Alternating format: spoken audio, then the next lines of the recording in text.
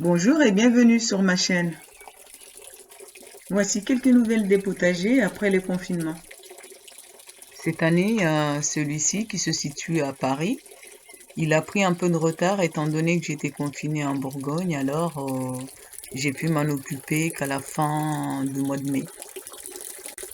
Lorsque je suis revenue, la nature avait repris sa place. Il y avait des mauvaises herbes partout, les plantes adventices si vous préférez. L'herbe était tellement haute qu'on ne me voyait pas dedans. J'ai mis 3 jours à désherber.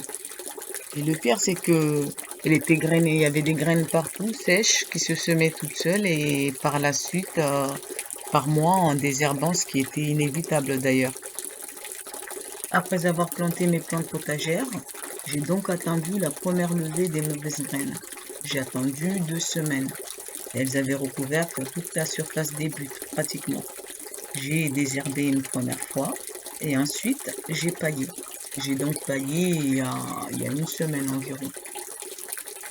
L'avantage cette année, c'est que je n'ai pas eu d'attaque de mollusques pour l'instant.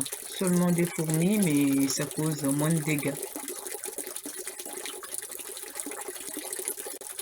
Nous voilà en Bourgogne. Vous vous souvenez, vous l'avez vu pendant le confinement sans la paille. Pour le moment, tout pousse bien. À part que j'ai un peu de retard sur les cucurbitacées à cause des attaques que j'ai eues des fourmis. Toutes les graines que j'ai plantées, elles étaient bouffées automatiquement. Donc du coup, j'ai eu à replanter plusieurs fois. D'ailleurs, il y en a qui sont jamais sortis. Par exemple, des concombres, les melons, tout ça, j'ai planté plusieurs fois et à chaque fois, quand je déterre un petit peu pour voir, et je trouvais que les coquilles vides et là, ben, il y a des pieds qui sont même pas sortis pour vous dire. Comme je vous disais, cette année, j'ai pas d'attaque de mollusques. Par contre, j'ai croisé beaucoup de nids de fourmis. Il y a énormément de fourmis, que ce soit dans la butte, la pelouse, dans les framboisiers, voire même vers côté terrasse où il y a des fleurs et le poirier. Donc, elles font beaucoup de dégâts malgré tout.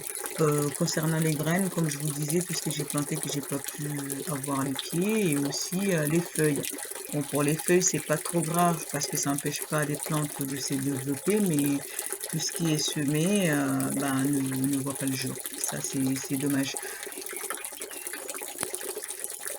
Les petits pois et les maïs aussi. D'ailleurs, on voit la différence de taille entre les pieds des maïs. Par contre, les haricots, non. Les haricots, les choux et les radis, c'est uniquement les feuilles qui ont été attaquées. D'ailleurs, on dirait des sculptures tellement les fourmis ont travaillé dessus. Et les radis, j'ai pas pu récolter. J'ai changé complètement de tactique. Je les ai même pas mis sur la butte. J'ai mis ça dans un bac à part pour voir si ça va faire la même chose que sur la butte ou pas. Je ne sais pas s'ils en vendent encore des plantes potagères dans les jardineries. J'achèterais bien quelques pieds de concombre et melons, du moins pour ici, car à Paris c'est pareil, hein, les graines des melons, concombres, tout ça, c'est pas sorti. Mais là-bas, j'avais mis des pieds de melon qui se portent bien jusqu'à présent. Eh bien voilà, tout ce que je pouvais vous dire sur les potagers. En dehors de ces petits détails, pour les deux potagers, globalement, tout va bien. Tout pousse bien comme vous pouvez le voir. Il n'y a plus qu'à attendre le soleil pour commencer à récolter.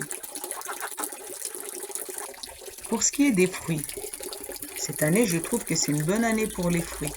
Que ce soit les fraises, les framboises, les raisins, les poires, les cerises, surtout les cerises, me concernant du moins. Quoique, partout où j'ai pu croiser des cerisiers, j'ai vu qu'ils portaient jusqu'au bout des branches tellement ils ont bien donné, ça a bien fonctionné cette année. Alors je me pose une question. Pourquoi les cerises sont aussi chères à l'achat?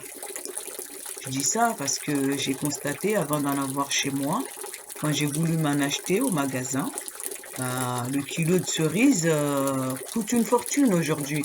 Pourquoi les cerises deviennent un fruit de luxe? Voilà, voilà, c'est fini. À bientôt.